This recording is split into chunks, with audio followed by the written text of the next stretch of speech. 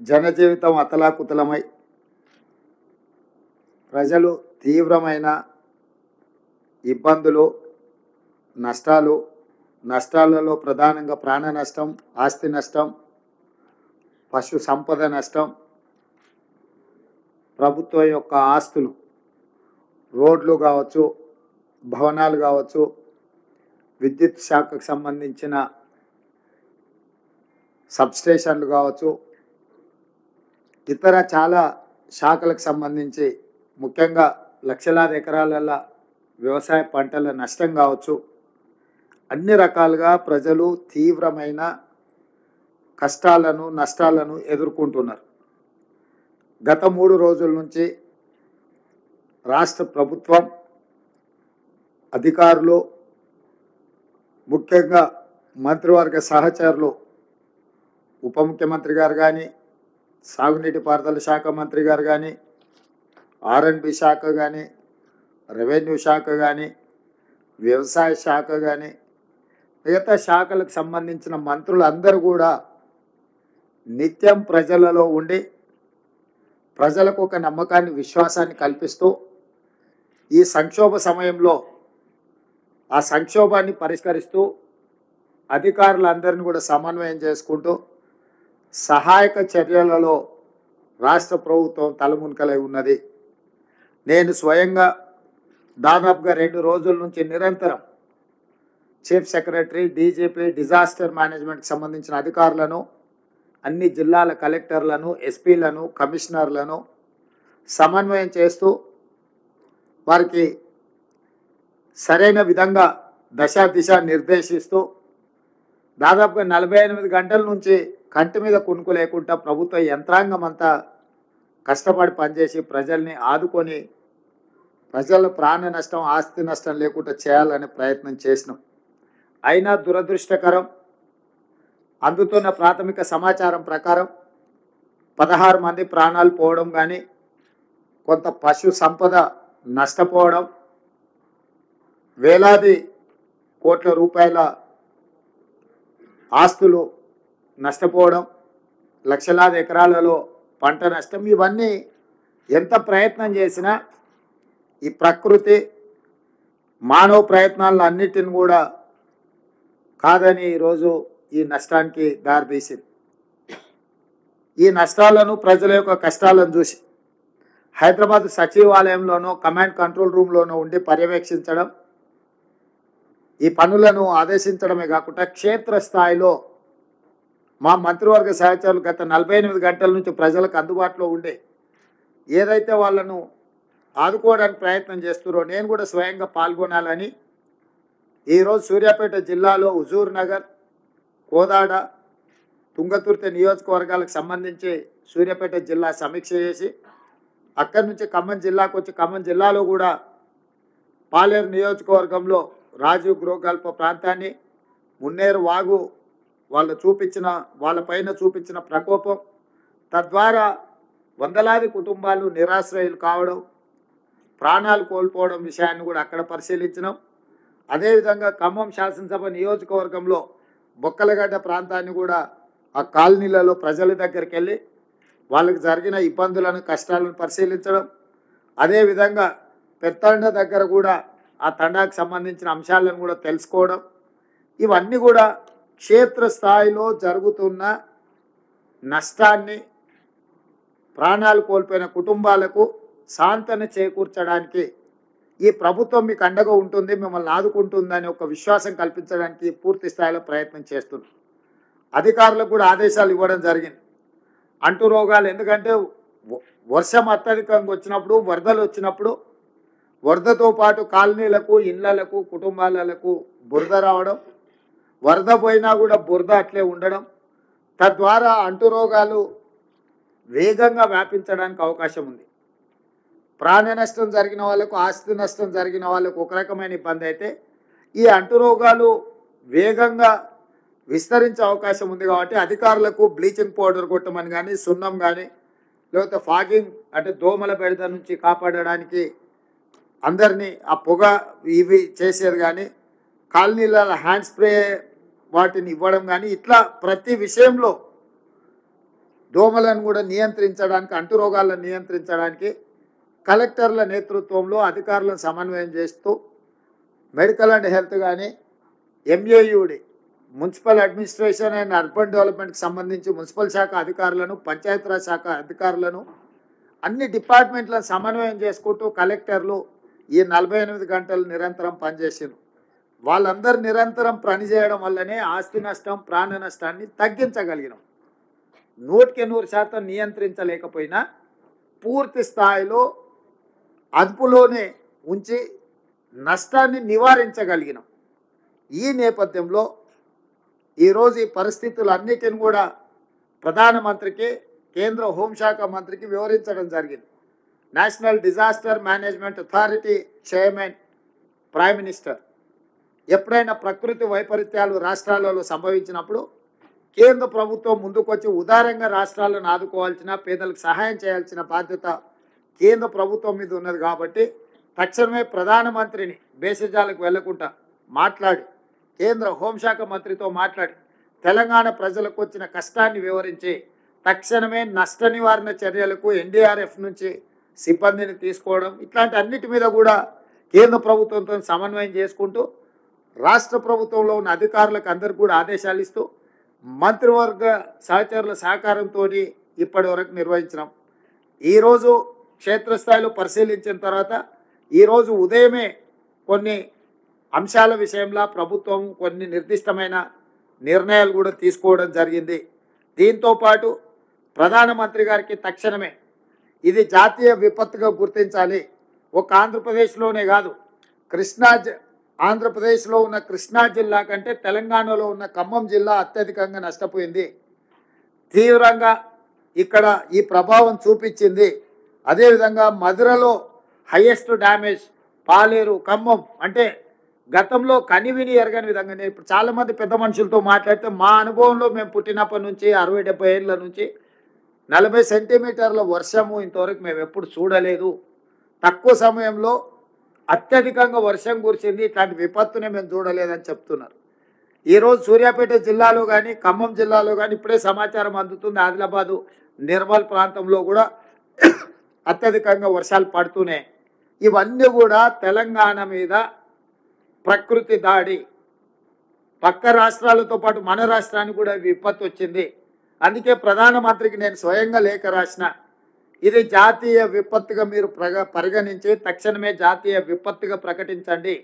National calamity కింద మీరు గుర్తిస్తే నేషనల్ కలామిటీలో ఉండే నిధులను మనము అత్యధికంగా వినియోగించుకోవడానికి, నష్టపోయిన వాళ్ళను నష్టపరిహారం ఇచ్చి ఆదుకోవడానికి, కొట్టుకుపోయిన రోడ్లను కావచ్చు, రైల్వే లైన్లను కావచ్చు, ఇరిగేషన్ ప్రాజెక్టులు కావచ్చు, వీటన్నిటిని కూడా మనం తక్షణమే పునరుద్ధరించుకోవడానికి అవకాశం ఉంటుంది.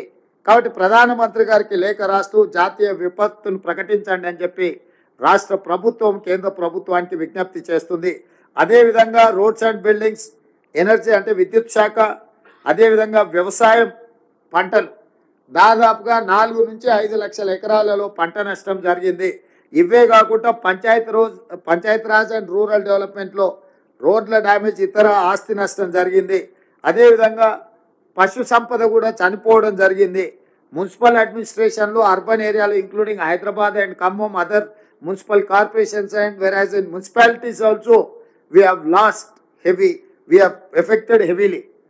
సో వీటన్నిటి నేపథ్యంలో ప్రధానమంత్రి గారికి తాత్కాలిక ఉపశమనం కింద 5,438 కోట్ల రూపాయలు జిల్లా కలెక్టర్లతో సంప్రదించి సంబంధిత శాఖ అధికారులతో మాట్లాడి నిన్నటి నుంచి ఈ రోజు వరకు ఒక అంచనాకు వచ్చి, ప్రాథమిక అంచనా తెలంగాణ రాష్ట్రంలో ఈ వర్షాల వల్ల, విపత్తు వల్ల 5,438 కోట్ల రూపాయల ఆస్తి నష్టం జరిగింది. తక్షణమే కేంద్ర ప్రభుత్వం జాతీయ విపత్తు నిధుల నుంచి తెలంగాణ రాష్ట్రాన్ని, ప్రజల్ని ఆదుకోవడానికి నిధులను విడుదల చేయాల్సిందిగా ప్రధానమంత్రి గారికి లేఖ రాయడం జరిగింది.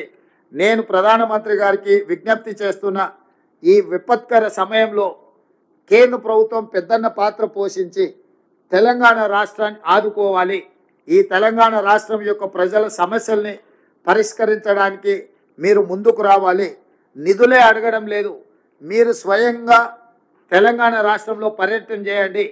ముఖ్యంగా సూర్యాపేట, ఖమ్మము, ఈ వరంగల్లో, మహబూబాబాద్ కొన్ని ప్రాంతాలలో జరిగిన నష్టాన్ని మీరు స్వయంగా పరిశీలించడం ద్వారా ఇక్కడ ఉన్న నష్టాన్ని, ఇక్కడ ప్రజలకు వచ్చిన కష్టాన్ని మీరు అంచనా చేస్తే తెలంగాణకు రాష్ట్రానికి మేలు జరుగుతుంది, అత్యధికంగా నిధులు వస్తాయని భావిస్తూ ప్రధానమంత్రి గారిని తక్షణమే తెలంగాణ రాష్ట్ర పర్యటనకు రావాల్సిందిగా ముఖ్యమంత్రిగా నేను వారిని ఆహ్వానిస్తున్నాను. ఇవన్నీ కూడా రాజకీయాలకు అతీతంగా ఇప్పుడు మనం ఆలోచన చేయాలి. తెలంగాణ సమాజాన్ని, రాజకీయ పార్టీలను, స్వచ్ఛంద సంస్థల్ని, అదేవిధంగా ప్రభుత్వ ఉద్యోగులకు నా విజ్ఞప్తి ఒకటే, ఇది కష్ట సమయము. ప్రజలు కష్టాలలో ఉన్నప్పుడు రాజకీయ ప్రయోజనాల కోసం మనం ఆలోచన చెయ్యొద్దు. వ్యక్తిగత స్వార్థాన్ని వదులుకొని మనం చేయగలిగిన సహాయాన్ని మనం చేయాలి. ఒకవేళ మనకు సహాయం చేయాలన్న ఆలోచన లేదు, దేవుడు అలాంటి బుద్ధి మనకి ఇయ్యనప్పుడు ఫామ్ హౌస్లో మౌనంగా అయినా ఉండొచ్చు, విదేశీ పర్యటనలో విలాసవంతమైన జీవితాన్ని అయినా గడపవచ్చు, కానీ ఉత్తగానే ప్రజల మీద బురద చల్లడానికి ప్రయత్నం చేయకూడదు. ఈరోజు చంద్రశేఖరరావు గారు ప్రధాన ప్రతిపక్ష నాయకుడిగా, పక్క రాష్ట్రంలో కూడా ప్రధాన ప్రతిపక్ష నాయకుడు ప్రజల దగ్గర తిరుగుతున్నాడు. మా షర్మిల గారు గతంలో వర్షాలు వస్తే పక్క రాష్ట్రంలో ప్రజల దగ్గరికి వెళ్ళింది. ఈరోజు నిజంగానే ప్రజలు ఇంత విపత్కర పరిస్థితులు ఎదుర్కొంటున్నాయని బీఆర్ఎస్ భావించినప్పుడు ప్రధాన ప్రతిపక్ష నాయకుడు ప్రభుత్వానికంటే ముందు ప్రజల దగ్గరికి వెళ్ళాలి, ప్రజా సమస్యల్ని ప్రభుత్వానికి నివేదించాలి, ప్రజల యొక్క విజ్ఞప్తులు తీసుకొని ప్రధాన ప్రతిపక్షంగా చంద్రశేఖరరావు గారు ఆ సమస్యల్ని ప్రభుత్వం దృష్టికి తీసుకొచ్చి అవసరమైతే ప్రభుత్వాన్ని నిలదీసినా పర్వాలేదు. ప్రజా సమస్యల పరిష్కారంలో భాగంగా వారు ఫామ్ హౌస్లో నుంచి బయటకు రారు, వారు మౌనం వీడరు.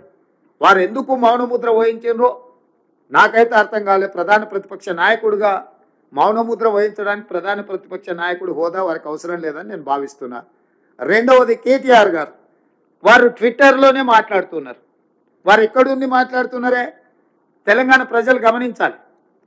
వారు ఈరోజు అమెరికాలో ఉన్నారు, ఆయన ఫ్రెండ్స్తోనే అమెరికాకు పోయాడు. నో ప్రాబ్లం, నీకు ఫ్రెండ్స్ ఉన్నారు, పార్టీలు చేసుకోవాలా, నీకు నీ పర్సనల్ లైఫ్ని సాక్రిఫైస్ చేయమని మేము వివరం అడగడంలే. If you want to enjoy you can enjoy. కానీ నువ్వు అమెరికాలో నువ్వు విదేశీ పర్యటనలో ఉండి నువ్వు లైఫ్ ఎంజాయ్ చేసుకుంటూ ఇక్కడ బురదలో ప్రజల దగ్గర ఉన్న మంత్రులు లేరు. ఖమ్మం జిల్లాలో అసలు ఎక్కడ పోయినరు, 3 మంత్రులు ఉన్నారని ప్రజలలో ఉన్న మంత్రులను పట్టుకొని నువ్వు ఈ దేశంలోనే లేవు. ఖమ్మం జిల్లాలో ప్రజల మధ్యలో ఉండి బట్టి విక్రమార్క గారు, తుమ్మల నాగేశ్వరరావు గారు, పొంగులేటి శ్రీనివాసరెడ్డి గారు 2 రోజుల నుంచి ఇక్కడ సమన్వయం చేసుకొని కష్టపడుతుంటే మంత్రులే లేరు. ఏ రకంగా మీరు కేటీఆర్ గారు మీరు ఏం మాట్లాడుతున్నారో మీకేమన్నా అంటే మీరు హోస్ట్లో ఉండి మాట్లాడుతున్నారా, హోస్ట్లో లేక మాట్లాడుతున్నారా, సమాచారం ఉండి మాట్లాడుతున్నారా, సమాచారం లేకుండా మాట్లాడుతున్నారా నాకైతే తెలియదు. కానీ మీకు తగదు. మీరు అమెరికాలో వండుకుంటూ మీ పర్సనల్ లైఫ్ని మీరు ఎంజాయ్ చేస్తూ ఇక్కడ ప్రజల కష్టాలండి వరదల వల్ల బురదలో కూరుకుపోయిన ప్రజలకు అండగా నిలబడ్డ మంత్రులను బద్నాం చేయాలన్న నీ ఆలోచన నీకు ఎలాంటి ప్రయోజనం చేకూర్చదు. కాబట్టి ఇట్లాంటి చిల్లర ప్రయత్నాలు ప్రతిపక్షం మానాలి. ప్రతిపక్షం బాధ్యతాయుతంగా వ్యవహరించాలి, ప్రభుత్వానికి సూచనలు ఇవ్వాలి, సలహాలు ఇవ్వాలి, కలిసి పనిచేయాలి. విపత్కర సందర్భంలో రాజకీయాలను పక్కన పెట్టి మనందరం కలిసికట్టుగా పనిచేస్తే ప్రజలకు కొంత ఉపయోగం అవుతుంది. ఈరోజు కేంద్ర ప్రభుత్వం దగ్గర మనం నిధులు రాబట్టుకోవాలి. నిధులు రాబట్టుకోవాలంటే పాలకపక్షం, ప్రతిపక్షం అందరం ప్రజాప్రతినిధులం కేంద్ర ప్రభుత్వానికి విజ్ఞప్తి చేయడమే కాకుండా అవసరమైతే ఒత్తిడి చేసి నిధులు తెచ్చుకుంటే అది తెలంగాణ రాష్ట్రానికి ఉపయోగపడుతుంది. మీరు ఈ విపత్తును జాతీయ విపత్తుగా ప్రకటించమని చెప్పరు. కేంద్ర ప్రభుత్వం నుంచి మనకి ఏం నిధులు కావాలని కేంద్ర ప్రభుత్వాన్ని అడగరు. కనీసం ప్రధాన ప్రతిపక్ష నాయకుడిగా 10 సంవత్సరాలు ముఖ్యమంత్రిగా తెలంగాణ ఉద్యమకారుని అని చెప్పుకునే మీరు తెలంగాణకి ఇంత కష్టం వచ్చి 16 మంది ప్రాణాలు కోల్పోయి, పశు సంపద కోల్పోయి, వేల కోట్ల రూపాయల ఆస్తులు నష్టపోయి, అంటే 20 ఫీట్ల పైన ఇళ్లకు నీళ్ళు వచ్చి ప్రజలు కష్టాలలో ఉంటే కనీసం పలకరించడానికి కూడా మీకు మనస్కరించలేదు. అయ్యో పాపం అని సానుభూతి కూడా మీరు చూపించలేదు. మీరు ఈ రకంగా మాట్లాడితే ఇది తెలంగాణ ప్రజలకు నష్టం చేకూరుస్తుంది తప్ప తెలంగాణ ప్రజలకు ప్రయోజనం ఉండదు. మా ప్రభుత్వం ప్రజల కష్టాలలో ఉన్నప్పుడు కష్టాలను తీర్చడానికి ప్రయత్నం చేస్తుంది తప్ప రాజకీయ ప్రయోజనం కోసం మేము ఆలోచన చేయము. ఈరోజు నా ప్రయత్నం అంతా ప్రజలకు అండగా నిలబడాలని. నిజంగా వాళ్ళకు వచ్చిన కష్టానికి ప్రభుత్వం ఎంత సహాయం చేసినా తక్కువనే అవుతుంది. ఇవాళ నేను చూసిన రాజీవ్ గృహకల్పలో పోయినా, ఇంతకుముందు బొక్కలగడ్డ ప్రాంతంలో చూసిన వాళ్ళు ఇల్లు సర్వం కోల్పోయారు. ఒకరొకరు 30 ఏళ్ళు 40 ఏళ్ళు కష్టపడి కొనుక్కున్న ఫ్రిడ్జ్లు, టీవీలు, మంచాలు, ఇంట్లో ఉండే బియ్యం, పప్పు, ఉప్పు, బెల్లం, చింతపండు, మంచి నూనె సర్వం నీళ్ళలో కలిసిపోయింది, సర్వం కొట్టుకుపోయింది. తొడుక్కునే బట్టలు, కట్టుకున్న బట్టలు కూడా నీళ్ళలో బురదలు ఊరుకుపోయారు, ఇళ్ళలో బురద నిండిపోయింది. ఈ సమస్యను ఎంత వివరించినా తక్కువనే అవుతుంది వాళ్ళు ఎదుర్కొంటున్న సమస్య. వాళ్ళని ఆదుకోవడానికి అర్జెంటుగా వాళ్ళకి కావాల్సిన తినుబండారాలు కావచ్చు, లేకపోతే క్యాంపులు కావచ్చు. దాదాపుగా 34 క్యాంపులు ఖమ్మం జిల్లాలోనే ప్రజల కోసము ఈరోజు ప్రభుత్వం నిర్వహిస్తుంది. 34 క్యాంపులలో దాదాపుగా 2119 కుటుంబాలు, 7467 మందికి రాష్ట్ర ప్రభుత్వం అన్ని రకాల వసతులను ఏర్పాటు చేసి just in one Khammam district, Khammam head క్వార్టర్స్లో. సో ఇట్లా ప్రభుత్వము ఇన్ని మంచి పనులు చేస్తుంటే పాపం ఉపరాష్ట్రపతి వెంకయ్య నాయుడు గారు ముందుకు వచ్చి టోకెన్ అంటే నేను మీతోనున్నా అని ఒక నైతిక మద్దతు ఇవ్వడానికి వారు ముందుకు వచ్చి కొంత ఆర్థిక సహాయాన్ని, ముఖ్యమంత్రి సహాయాన్ని ఇచ్చారు. 10 సంవత్సరాలు మినిమం 1,00,000 కోట్లు దోసుకున్న మీరు ఓ 1000 కోట్లు 2000 కోట్లు ఇస్తే మీకు మీరు చేసిన పాపాలలో కొంతమైన కడుక్కోవడానికి ఉంటుంది కదా. కేసీఆర్, కేటీఆర్, హరీష్ రావు గారికి అది చెయ్యరు. చిల్లి గవ్వ కూడా ప్రజలకు ఇయ్యరు. కానీ ప్రభుత్వం చేస్తున్న పనులను, ప్రభుత్వం చేస్తున్న మంచి పనిని అభినందించకపోయినా ఈ ప్రభుత్వం మీద ఈ బురద రాజకీయాలే చేయాలని ఆ కుటుంబం ప్రయత్నం చేస్తుంది. కాబట్టి ఈరోజు ఇలాంటి విపత్కర పరిస్థితుల్లో ఒకటి, తెలంగాణ రాష్ట్ర ప్రభుత్వం చేయాల్సిన అన్ని రకాల సహాయాలను తెలంగాణ రాష్ట్ర ప్రభుత్వం అందిస్తుంది. ప్రభుత్వం వెనక్కి పోదు, ఖర్చుల కోసం వెనక్కి పోయేది లేదు. ఈ సంపద పేదల కష్టాలలో ఉన్న వాళ్ళని ఆదుకోవడానికే తప్పకుండా తెలంగాణ రాష్ట్ర ప్రభుత్వం అన్ని రకాలుగా ఆదుకోవడానికి ప్రయత్నం చేస్తుంది. అదే సందర్భంలో తెలంగాణ ప్రజల యొక్క హక్కును కాపాడడానికి కేంద్ర ప్రభుత్వాన్ని జాతీయ విపత్తుగా ప్రకటించాలని 5,438 కోట్ల రూపాయల సహాయాన్ని అందించాలని ఈరోజు కేంద్ర ప్రభుత్వాన్ని మేము అడుగుతున్నాము. ఇదే సందర్భంగా రాష్ట్ర ప్రభుత్వం ఈరోజు ఉదయం అందరితో చర్చించి చనిపోయిన ప్రతి వ్యక్తికి, ఆ కుటుంబానికి 5 లక్షల రూపాయల నష్టపరిహారం ఇవ్వాలని ఈరోజు ప్రభుత్వం నిర్ణయం తీసుకున్నది. పశువులు చనిపోతే 50,000 రూపాయలు ఇవ్వాలని నిర్ణయం తీసుకున్నాం. అదేవిధంగా గొర్రెలు కానీ, మేకలు కానీ ఇట్లాంటివి చచ్చిపోతే 5,000 రూపాయలు ఈరోజు వాటికి ఇవ్వాలని మేము అనుకున్నాం. అదేవిధంగా పంట నష్టం, ఇసుక మేటలు పేరడం కానీ, వర్షం వల్ల కొట్టుకుపోవడం కానీ దాదాపుగా 4 నుంచి 5 లక్షల ఎకరాలు నష్టపోయిందని పత్రికలలో మేము చూస్తున్నాం. నేను రెవెన్యూ అధికారులకు, ముఖ్యంగా కలెక్టర్లకు, రాష్ట్రంలో ఉన్న వివిధ ప్రాంతాల కలెక్టర్లకు, రెవెన్యూ సిబ్బందికి, వ్యవసాయ శాఖ సిబ్బందికి తక్షణమే గ్రామాలలో పర్యటించి క్షేత్రస్థాయిలో అంచనా చేసి ఎన్ని ఎకరాలు పంట నష్టపోయింది, ప్రతి ఎకరాకు 10,000 రూపాయలు నష్టపరిహారం రైతులకు ఇవ్వాలి అని ప్రాథమికంగా ఈ ప్రభుత్వం ఒక అంచనాకు వచ్చింది. ఇదే కాకుండా ఇళ్లలో నీళ్ళు వచ్చి నష్టపోయిన వాళ్లకు తక్షణ ఉపశమనం కోసం పర్టికులర్గా బొగ్గలగడ్డ దండ కానీ, లేకపోతే రాజీవ్ గృహకల్ప ప్రాంతంలో కానీ 10,000 రూపాయలు నగదు వాళ్లకు. ఇది నిజంగా ఏ మాత్రం కూడా వాళ్ళకి జరిగిన నష్టానికి ఇది 1% కూడా కాదు. కాకపోతే అత్యవసరంగా చేతిలో ఖర్చులోకి ఉండదు కొన్నిసార్లు చాలా కుటుంబాలకు. ఎందుకంటే వాళ్ళు రోజువారీగా కష్టపడి సంపాదించుకొని కుటుంబాలను వెల్లదీసే వాళ్ళు ఉంటారు. అట్లాంటి వాళ్ళకు కూడా తక్షణమే 10,000 రూపాయల లాగా ఈ కుటుంబాలకు కూడా ఇవ్వాలని అత్యవసరంగా ప్రభుత్వానికి నివేదికలు పంపించి అడగాలంటే చాలా ఆలస్యం అవుతుంది. దానికోసం కలెక్టర్కి, ఖమ్మం కలెక్టర్ ఖాతాలో 5 కోట్ల రూపాయలు తక్షణమే కంటింజెన్సీ ఫండ్ కలెక్టర్ గారికి ఇచ్చిన. ఎందుకంటే కలెక్టర్ క్షేత్రస్థాయిలో వెళ్ళి అక్కడ ఏదైనా సమస్య చూస్తే అది 2 లక్షలు 5 లక్షలు ఖర్చు పెడితే ఆ సమస్యకు అక్కడ కాలనీకి పెద్ద రిలీఫ్ ఉంటుంది. వారి దగ్గర డబ్బులు లేకపోతే వాళ్ళు ప్రపోజల్ పంపించి సెక్రటేరియట్కి పంపించి సెక్రటేరియట్లో ఒక ప్రొసీజర్ని అడాప్ట్ చేసుకొని ఆ నిధులు మంజూరు చేసుకోవాలంటే పునకాలం కాస్త గడిచిపోతుంది. కాబట్టి తక్షణమే ఖమ్మం కలెక్టర్ ఖాతాలో కంటింజెన్సీ ఫండ్ కింద ఒక 5 కోట్ల రూపాయలు విడుదల చేసి నేను బయలుదేరిన. సూర్యాపేట కలెక్టర్ ఖాతాలో ఒక 5 కోట్ల రూపాయలు నేను పెట్టడం జరిగింది. ఇంకా 3-4 ఖాతాల్లో సూర్యాపేట, మహబూబాబాద్, కొత్తగూడెం, ఖమ్మం ఇట్లాంటి కలెక్టరేట్లకు 5 కోట్ల రూపాయలు కంటింజెన్సీ ఫండ్ ఆ కలెక్టర్లకు ఇవ్వడం జరిగింది. అత్యవసరంగా కలెక్టర్ డిస్క్రిషనరీ పవర్, ఎక్కడికైనా కలెక్టర్ పర్యటనకి వెళ్ళినప్పుడు ప్రజలు ఆశిస్తారు కలెక్టర్ గారు వచ్చిందంటే మా సమస్య ఏదో పరిష్కారం అవుతుంది, మాకు ఏదో సహాయాన్ని అందిస్తాడు. కానీ ఆ కలెక్టర్ గారు పోయి ఉత్త చేతులతోనే వస్తే ప్రజలు తీవ్ర నిరాశకు లోనవుతారు. అందుకోసమని కలెక్టర్లను ఆ విధంగా కాకుండా కలెక్టర్లను కూడా ఎక్కడికైనా వెళ్తే సమస్యలు పరిష్కరించడానికి వాళ్ళకి 5 కోట్ల రూపాయలు వాళ్ళ ఖాతాలో పెట్టడం జరిగింది. రెండవది, ఇప్పుడు మా కలెక్టర్ గారు చెప్పినట్టు ఇక్కడ సమస్య వచ్చినప్పుడు బ్రిడ్జ్ మీద ప్రజలు చిక్కుకుపోయినప్పుడు, వరదలో లేకపోతే ఇండ్ల మిద్దె మీద ఉన్నప్పుడు నేషనల్ డిజాస్టర్ రెస్పాన్స్ ఫోర్స్ వచ్చేంత వరకు ఆగాల్సి వస్తుంది. సో కేంద్ర ప్రభుత్వం మీద ఆధారపడితే మినిమం 24 గంటల నుంచి 36 గంటలు అవుతుంది వాళ్ళు వెనక్కి రావడానికి. అందుకే ప్రభుత్వం స్పష్టంగా ఒక నిర్ణయం తీసుకున్నది.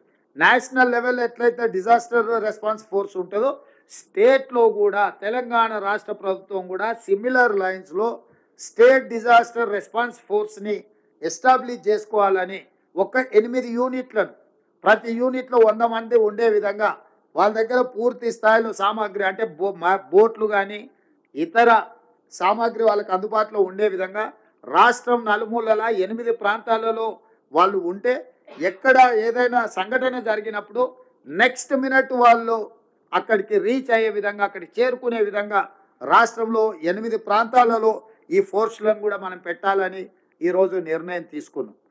10 సంవత్సరాలు గత ప్రభుత్వం ఎన్నిసార్లు వరద వచ్చినా కనీసం SDRFను కూడా పెట్టుకోలేకపోయింది. కనీసం దీనికి ఒక విధానాన్ని కూడా అడాప్ట్ చేసుకోలేకపోయింది.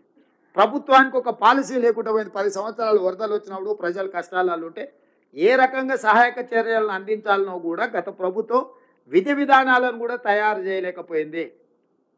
మీ వైఫల్యాలను కప్పుపుచ్చుకోవడానికి మా మీద బురద చల్లితే ఏం ప్రయోజనం ఉంటుంది? ప్రజలకు ఏమైనా ప్రయోజనమా?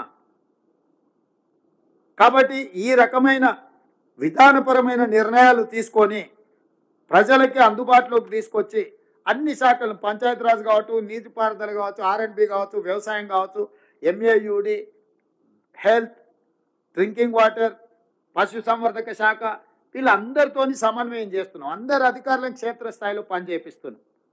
ఈరోజు అన్ని రకాలుగా GHMCలో కూడా GHMC కమిషనర్ కావచ్చు, లేకపోతే సైబరాబాద్ కమిషనర్ కావచ్చు, హైదరాబాద్ కమిషనర్ కావచ్చు, అదర్వైజ్ రాచకొండ కమిషనర్ కావచ్చు, వీటన్నిటి ఏరియాల హైడ్రా కూడా ప్లేయింగ్ ఏ క్రూషియల్ రోల్. ఈ కష్ట సమయంలో ప్రజలను ఆదుకోవడానికి రాష్ట్రంలో ఉన్న ప్రభుత్వ యంత్రాంగాన్ని అంతా అప్రమత్తం చేసి, సెలవులు రద్దు చేసి, వాళ్ళందరినీ సమన్వయం చేసుకుంటూ రైతులను ఆదుకోవడానికి, ఈరోజు ప్రజలను ఆదుకోవడానికి, ప్రజల్ని కాపాడడానికి ఈ ప్రభుత్వం చిత్తశుద్ధితో ప్రయత్నం చేస్తుంది. మా ఎంపీలు, మా ఎమ్మెల్యేలు, మా వాళ్ళందరినీ కూడా ప్రజాప్రతినిధులను ఎన్నికల్లో నిలబడి ఓటమి చెందినా కూడా వాళ్ళందరినీ ప్రజలలో ఉండమని చెప్పినాం. ఈరోజు ప్రభుత్వమే సహాయం అందించాలంటే కొన్ని సమయాల్లో ఆలస్యం అవుతుంది. మా కాంగ్రెస్ పార్టీ కార్యకర్తలు కూడా పిలిపించినాం. క్షేత్ర స్థాయిలో ఉండండి, చేతనైన సహాయాన్ని అందించండి, ప్రజల్ని ఆదుకోండి అని కూడా వాళ్ళకి పిలుపునిచ్చినాము. సో ఈ రకంగా ప్రజల్ని ఆదుకోవడానికి అవసరమైన నిర్ణయాలను అన్నిటిని కూడా ఈ ప్రభుత్వం తీసుకుంది. మాకు ఎలాంటి బేసిజాలు లేవు. ప్రతిపక్షంగా మీరు ఏదైనా ప్రజలకు ఉపయోగపడే సూచన చేయండి, ఈ ప్రభుత్వం అమలు చేస్తుంది. మీకు ఎక్కడైనా ఎవరికైనా నష్టపోయిన వాళ్లకు నష్టపరిహారం అందలేదనో, నష్టపోయిన వాళ్లకు సహాయం అందలేదంటే మీ దగ్గర ఏమన్నా సమాచారం ఉంటే ఇవ్వండి. అదేవిధంగా ఇండ్లు కోల్పోయిన వాళ్ళకు, పక్కా ఇండ్లు ఉండి కూలిపోతే అర్హులైన వాళ్ళకి ఇందిరమ్మ ఇండ్లు ఇస్తాం. ఇదే కాకుండా అంతకుముందు ఇందిరా ఆవాస్ యోజన అని ఒక పథకం ఉండేది. ఎక్కడైనా ఇట్లా వర్షాలు అత్యధికంగా వచ్చి ఇల్లు కూలిపోయినప్పుడు ఇందిరా ఆవాస్ యోజన కింద కేంద్ర ప్రభుత్వ సహాయం వాళ్ళ ఇల్లు కట్టుకోవడానికి అందించేది. ఇప్పుడు అది ప్రధానమంత్రి ఆవాస్ యోజనగా మార్చి 5 లక్షల రూపాయలు కేంద్ర ప్రభుత్వం ఇట్లా ఇల్లు కోల్పోయిన వాళ్ళకు కూడా సహాయం అందించమని ఈరోజు కేంద్ర ప్రభుత్వాన్ని డిమాండ్ చేసినాం. కేంద్ర ప్రభుత్వానికి నివేదికలు పంపిస్తున్నాం. నేను కలెక్టర్లకి, అధికారులకు నా సూచన ఏంటంటే, ఈ రకంగా నష్టపోయిన వాళ్ళందరి వివరాలు సేకరించండి. వాళ్ళకి సంబంధించిన రేషన్ కార్డు కానీ, ఆధార్ కార్డు కానీ, వాళ్ళు కోల్పోయిన ఇల్లు కానీ, కోల్పోయిన ఆస్తి కానీ, ఈ వివరాలన్నిటిని కూడా నమోదు చేసి నివేదిక తయారు చేస్తే, ఆ నివేదిక మా దగ్గర ఉంటే కేంద్ర ప్రభుత్వాన్ని సహాయం అడగడమే కాకుండా రాష్ట్ర ప్రభుత్వం అందించే సహాయానికి కూడా ఒక క్రమ పద్ధతి ఉంటుంది, ఒక విధి విధానం ఉంటుంది. కాబట్టి దయచేసి ఇమ్మీడియట్గా రెస్క్యూ ఆపరేషన్లలో ఉండడం, రెండవది రిస్టోర్ చేయడానికి అవసరమైన పనులు చేయడము, మూడవది రిపేర్స్ చేయడము, నాలుగవది జరిగిన నష్టాన్ని అంచనా వేసి రాష్ట్ర ప్రభుత్వానికి నివేదిక ఇవ్వడము. ఈ రకంగా జిల్లా యంత్రాంగం అంతా రాబోయే ఇంకొక 4-5 రోజులు కూడా మీరు కష్టపడి గత 2 రోజుల నుంచి 3 రోజుల నుంచి మీరు ఎట్లయితే అప్రమత్తంగా ఉండి ఆదుకున్నారో రాబోయే 5-6 రోజులు కూడా అధికారులు నిరంతరం అప్రమత్తంగా ఉండాలి. మీరు అప్రమత్తంగా ఉండడం వల్లనే ఈరోజు ప్రాణ నష్టం, ఆస్తి నష్టం చాలా వరకు మీరు నియంత్రించగలిగినారు. రాబోయే 5-6 రోజులు కూడా మీరు ఇదే పద్ధతిలో కష్టపడాల్సిన అవసరం ఉంది. అన్ని శాఖల అధికారులకు, అన్ని శాఖల మంత్రులకు కూడా నేను సూచన చేస్తున్నా. మీ శాఖలకు సంబంధించిన అధికారులందరిని కూడా సమన్వయం చేసుకోండి. ఎక్కడైతే పెద్ద ప్రమాదం లేదనుకుంటారో, అవసరం అనుకుంటే ఆ ప్రాంతంలో ఉండే అధికారులను ఎక్కడైతే తీవ్రమైన సమస్య ఉందో అక్కడికి తీసుకురండి. తాత్కాలికంగా వాళ్ళ 4 రోజుల, 5 రోజుల, వారం రోజుల అవసరమైతే వాళ్ళని ఇక్కడికి తీసుకొచ్చి ఇక్కడ వాళ్ళను ఈ పనులలో నిమగ్నం చేసి ఆ నివేదికలు తయారు చేస్తే కేంద్ర ప్రభుత్వం, రాష్ట్ర ప్రభుత్వం కలిసి ప్రజలను ఆదుకోవడానికి అవకాశం ఉంటుంది. కాబట్టి ఇట్లాంటి విషయాలలో ఎవ్వరు కూడా నిర్లక్ష్యం వహించడానికి వీల్లేదు. నేను మళ్ళొకసారి అధికారులకు సూచన చేస్తున్నా, ముఖ్యంగా కలెక్టర్ గారికి నేను ఇన్స్ట్రక్షన్ ఇస్తున్నా. ఇట్లా నిర్లక్ష్యంగా డ్యూటీలకు రాకుండా ఎవరైనా అధికారులు ఉంటే తక్షణమే వాళ్ళ వివరాలు సేకరించండి. అందరూ అధికారుల యొక్క సెలవులు రద్దు చేయండి. అందరినీ డ్యూటీలలో డిప్లాయ్ చేయండి. దీంతో పాటు పోలీస్ శాఖ నుంచి కూడా మీరు వాళ్ళ సేవల్ని ఉపయోగించుకోండి. ఎందుకంటే ఈ ట్రాఫిక్ స్ట్రీమ్ లైన్ చేయడం కానీ, లోకల్గా డిజార్డర్గా ఉన్న కొన్ని ఇష్యూస్ని వాళ్ళను ఆర్డర్లో పెట్టాలంటే పోలీస్ ఫోర్స్ను కూడా మీరు అవసరమైన మేరకు వాళ్ళను సమన్వయం చేసుకోండి. పోలీస్ అధికారులకు కూడా నేను ఇన్స్ట్రక్షన్స్ ఇస్తున్నా. ఏ మాత్రం కూడా ఈ డిజాస్టర్ దీంట్లో అవసరమైతే కంప్లీట్గా పోలీసులు ఇన్వాల్వ్ అవ్వాల్సిన అవసరం ఉంది. పర్టికులర్గా మీ స్పెషల్ ప్రొటెక్షన్ ఫోర్స్లో ఉండే వాళ్ళని కానీ, అదర్ డిపార్ట్మెంట్స్లో ఉండే పోలీసు యంత్రాంగాన్ని కూడా, రెగ్యులర్ సివిల్ పోలీసులు, లా అండ్ ఆర్డర్ చూసే పోలీసు ఒక వ్యవస్థ, యూనిఫార్మ్డ్ ఫోర్సెస్, అదర్ ఫోర్సెస్ ఏవైతున్నాయో అవసరం అనుకుంటే వాళ్ళని కూడా ఈ సేవలకు వినియోగించండి. మనం ప్రతిసారి కేంద్ర ప్రభుత్వం వైపు, నేషనల్ డిజాస్టర్ల వైపు చూడడం కానీ, లేకపోతే అదర్ ఫోర్సెస్ కోసం మనం ఎదురు చూసుకుంటూ కూర్చుంటే వాళ్ళు రావడం ఆలస్యం అవుతుంది. కాబట్టి రాష్ట్ర ప్రభుత్వ పరిధిలో, ఎందుకంటే రీసెంట్గా మనము ఫైర్ డిపార్ట్మెంట్లో కూడా హండ్రెడ్స్ ఆఫ్ రిక్రూట్మెంట్స్ చేసినాం. ఇంతకుముందు ఫైర్ డిపార్ట్మెంట్లో పెద్దగా సిబ్బంది లేరు. దాదాపుగా నాకు తెలిసి ఈ మధ్యలోనే నేను 2000 రిక్రూట్మెంట్ మొన్ననే పాస్అవుట్ పరేడ్ కూడా నేను పోయి చూస్తున్నా. వాళ్ళ దగ్గర సిబ్బంది ఉన్నారు. ఫైర్ డిపార్ట్మెంట్ను కూడా అడిషనల్ డీజీ నాగిరెడ్డి గారు కూడా నేను ఇన్స్ట్రక్షన్స్ ఇచ్చిన. కలెక్టర్ గారు మీకు ఏదైనా అవసరం అనుకుంటే ఫైర్ డిపార్ట్మెంట్ను కూడా ఫోర్సెస్ డ్రా చేసుకొని వాళ్ళ దగ్గర సఫిషియంట్ ఫోర్స్ ఉన్నది. కాబట్టి మీకు ఏ డిపార్ట్మెంట్ నుంచి ఫోర్స్ కావాలన్నా, సపోర్ట్ కావాలన్నా, ఫైనాన్షియల్ అసిస్టెన్స్ కావాలన్నా, you send me a report directly. I will see that it can through. So మీరు రొటీన్ ప్రభుత్వ విధానం ప్రకారం ఒక ఫైల్ తయారై క్లర్క్, సెక్షన్ ఆఫీసర్ ఆ పైన అట్లా సెక్రటేరియట్కి వచ్చి నాకు చేరి నా నుంచి తీసుకొని వచ్చేవరకల్లా చాలా సమయం పడుతుంది. అట్లా కాదు. మీరు ఏది ఉన్నా డైరెక్ట్గా నివేదికలు చేసి స్పెషల్ మెసెంజర్ను పెట్టి డైరెక్ట్ చీఫ్ సెక్రటరీ దగ్గరికి పంపండి. ప్రభుత్వంలో ఆర్థిక మంత్రి గారు నేను అక్కడ కూర్చొని అక్రాస్ ద టేబుల్ అప్పటికప్పుడు మంజూరు చేయాల్సినవి చేస్తాం. మిగతా అప్రూవల్స్ ఏమన్నా చేసుకునేది ఉంటే మనం తర్వాత అయినా అప్రూవల్స్ తీసుకుందాం. దీంట్లో ఏ మాత్రం కూడా ఛాన్స్ తీసుకోవడానికి లేదు. ఇది ఎప్పుడో ఒకసారి వచ్చే విపత్తు. ఈ టైంలో ప్రజలకు మనం అండగా నిలబడాలి. ఇది మన బాధ్యత. ఈ బాధ్యతలో మన అందరం కలిసికట్టుగా ఒక సమన్వయంతో ముందుకెళ్ళాలి. పని చేయడం ఒక ఎత్తు అయితే సమన్వయం చేసుకోవడం రెండో ఎత్తు. సమన్వయంతో చేస్తే ఎక్కువ సమస్యలు పరిష్కారం అవుతాయి.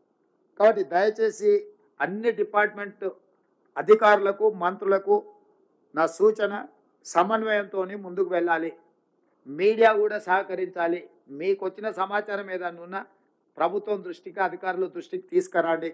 ప్రతి దాని మీద కొంతమంది పొలిటికల్ పార్టీ ఓన్డ్ మీడియా, అంటే రాజకీయ పార్టీల సొంత ఎజెండాతో నడిచే కొన్ని మీడియాలు ఉంటాయి. మేము వాళ్ళని ఏం కాదని, వాళ్ళ వ్యాపారమే అది. వాటిని మేము మీడియా అనదలుచుకోలేదు. ఆ వ్యాపార సంస్థలు వాళ్ళ దగ్గర అక్రమంగా సంపాదించిన సొమ్ము ఉంది. టీవీలు పెట్టుకుంటారు, పేపర్లు పెట్టుకుంటారు, వాళ్ళకి ఇష్టం వచ్చింది రాసుకుంటారు. మేము మోర్ డెమోక్రటిక్ అండ్ ప్రజాపాలన కాబట్టి మేము పెద్దగా వాళ్ళని ఏం అంటలేము. అనదలుచుకుంటే పెద్ద విషయం కాదు. కాకపోతే అనదలుచుకోలేదు సరే, వాళ్ళు చేసే ప్రయత్నాన్ని ప్రజలు నిశ్చితంగా గమనిస్తూనే ఉంటారు.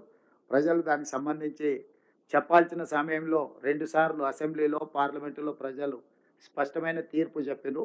ఇప్పటికైనా వాళ్ళ పోకడ, వాళ్ళ వ్యవహారం మారకపోతే ఆ మాత్రం కూడా ఉండరు. ఆయన అక్కడనే ఉంటాడు, పోయిన దగ్గరనే ఉంటాడు.